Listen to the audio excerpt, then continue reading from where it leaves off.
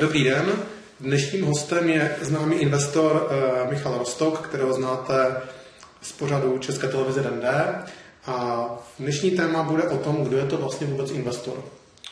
Investor je člověk, který hledá firmy, na kterých samozřejmě vydělá peníze, a z hlediska nějakého strategického směřování firmy je to investor, který hledá firmy na křižovatce. A to už na křižovatce k prosperitě nebo na křižovatce k problémům.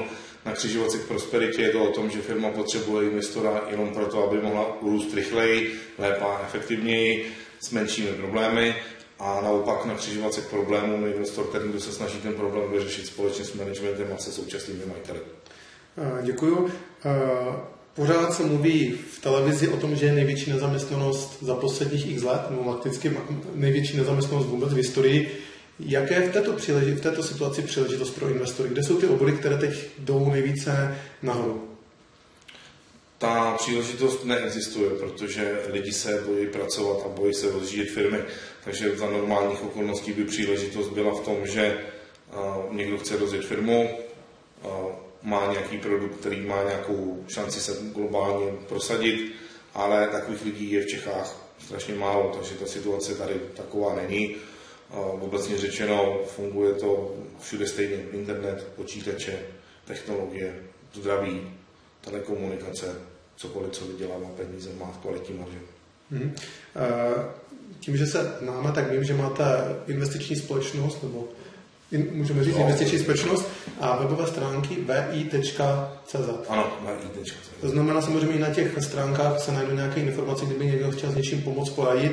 Já možná bych řekl, že to není jenom pomoc finanční, protože samozřejmě je to o nějakém kapitálu a může to být i pomoc v rámci nějakých porad, rád a kontaktů, což možná v oboru je někdy v podnikání možná důležitější. Ten klíčový moment nejsou ani tak peníze, jako ta firemní křižovatka nebo firemní začátek. A pokud přesně neví člověk, co chce dělat, nebo ví přesně, co chce dělat, ale schází mu k tomu peníze a potřebuje dělat strategická rozhodnutí, ten moment přichází k nám. Přesně tak. Tam možná jedna taková zajímavá věc, kterou taky najdete na webových stránkách, že celá řada firm velmi malých, lokálních, v poslední době hodně expandovala. Znám, nebo slyšel jsem o firmě v oblasti zabezpečení počítačů, Kuba. To byla taková celkem zajímavá investice z posledních let. Všechny investice jsou zajímavé, takže tam je to spíš otázka toho, jestli se o tom teď má mluvit nebo ne, spíš ne. V pohodě. Kdo má nějaký produkt, služby, které chce nabízet dále, tak se pohybuje na nějakém lokálním trhu, ať je to město, kraj a tak dále, a pomocí investic by tu samou myšlenku, ten samý produkt, tu samou službu mohl prodávat nejen za hranice daného města, kraje, ale třeba i za hranice České republiky. Bezesporu, je to o ambicích, musí vás to bavit a musíte chtít dokázat něco víc, než jenom prodávat v Táboře nebo v Bruntále. V Táboře nebo v Bruntále. Takže více informací na www.vi.cz, v případě i kontakt, kdyby náhodou měl nějaký zajímavý podnět, produkt nebo službu, kde by byla investice. Děkuji.